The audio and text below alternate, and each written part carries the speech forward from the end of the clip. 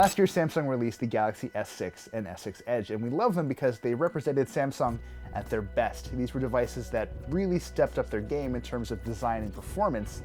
And now here we are 1 year later with the S7 and the S7 Edge. Don't think of these as groundbreaking devices, these are refinements on an existing formula. But don't let that fool you, refinements can be really valuable too. So while the S7 has a frankly gorgeous 5.1-inch Quad HD Super AMOLED screen, the S7 Edge on the other hand has a Quad HD AMOLED display that's curved, also bigger at 5.5 inches. It's notably different than what we got on the S7. You'd think that would make the S7 a bit more of a handful, but it really doesn't. That's because in addition to having a curved front screen, the backs of both devices are curved, like the Note 5, so they fit really nicely into your hand. Since both of those screens are AMOLEDs, by the way, they also support Samsung's new always-on display tech. We see it a lot on smartwatches, but it basically keeps part of the display active at all times to tell you what time it is, what calendar appointments you have, or what notifications have just rolled in. The S7 and the S7 Edge also share a Qualcomm Snapdragon 820 chipset. Now that's a quad-core chipset that really brings the power, but not the heat. The performance difference can be hard to tell sometimes, especially if you're coming from an S6 or an S6 Edge. You'll notice gaming in particular gets a bit of a boost, and you can see this with the inclusion of Samsung's game tools. So if you start up a game, it gets added to a game launcher for quick access, and they don't take up extra space on your home screen. More importantly, a floating icon that appears while you're playing the game lets you access a bunch of new features. So if you want to record video or take a screenshot, one touch will do that. These two phones are also the first to support the new Vulkan API, which will eventually make for really, really beautiful mobile games. Think console quality for sure.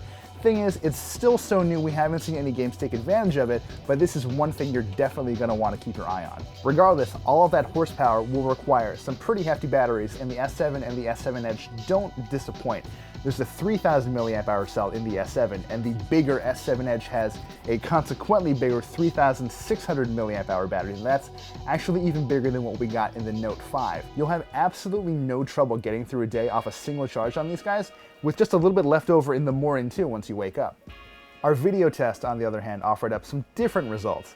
The S7 Edge, with its much bigger battery, only stuck around for about 14 hours, and while that's definitely on the upper end of devices, it still isn't the huge leap I was expecting out of a battery that size. Meanwhile, the S7 hung around for about 13 hours, and considering the battery that's inside, we'd say that's actually pretty respectable. Really though, I've got to take a second and just go back to the design because I love the way these things look. At first I was maybe a bit dismissive of the regular S7, especially when it's put next to the absolutely stunning S7 Edge. But the construction here really can't be overlooked. It's an all metal and glass smartphone, and you've got a bit of a taper on the edges as well on that screen, so even though it's not a full-blown curved display as on the Edge, you do get this sense of continuity, this sense of flow that wraps around the device. It's a beautiful thing, and Samsung really deserves props for making a small phone feel like it's much more premium. The S7 Edge is probably one of the most beautiful smartphones I've ever seen.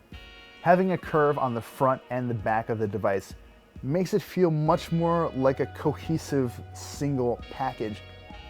Not all is completely well with the S7 Edge. For example, the screen is very slightly greener than the one on the normal S7. Thankfully, you can pop into settings and play with your color temperature a little bit to sort of mitigate it. Then there's the software to consider, and it still feels like the S7 Edge is sort of a gimmick on that front. Just like last year, we have Apps Edge and People Edge, which basically give you shortcuts to people and apps that you contact or use most frequently.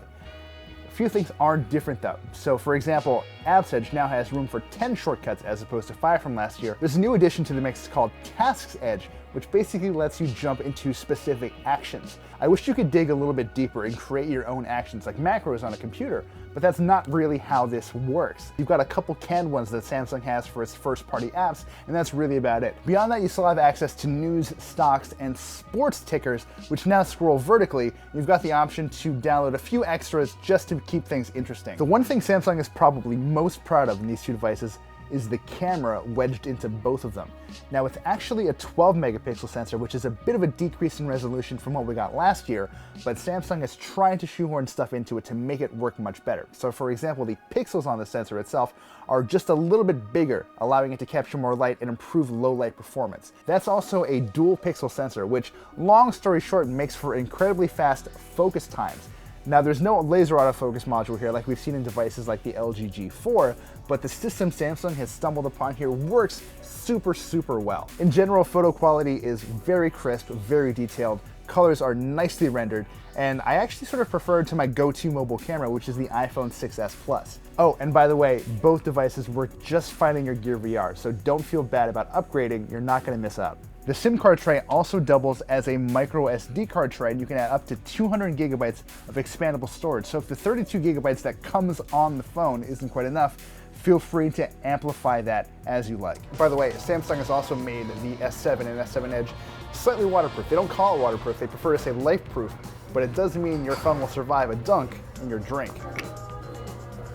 And if you're feeling particularly masochistic, you could just pour a beer on your phone like I'm about to do. These are absolutely wonderful smartphones, but maybe not ones you should run out of your way to go upgrade to. If you've got a Note 5 or a Galaxy S6 Edge Plus specifically, both great and recent smartphones in their own right, the upgrade path might not make sense for you. Regardless, at $670 for the S7 and about $770 for the S7 Edge, these are devices worth paying attention to, especially if you're buying them on installment, just like everyone seems to be. If you don't though, don't feel too bad. This is very much an S year. This is a year where Samsung is tweaking a formula, not reinventing it.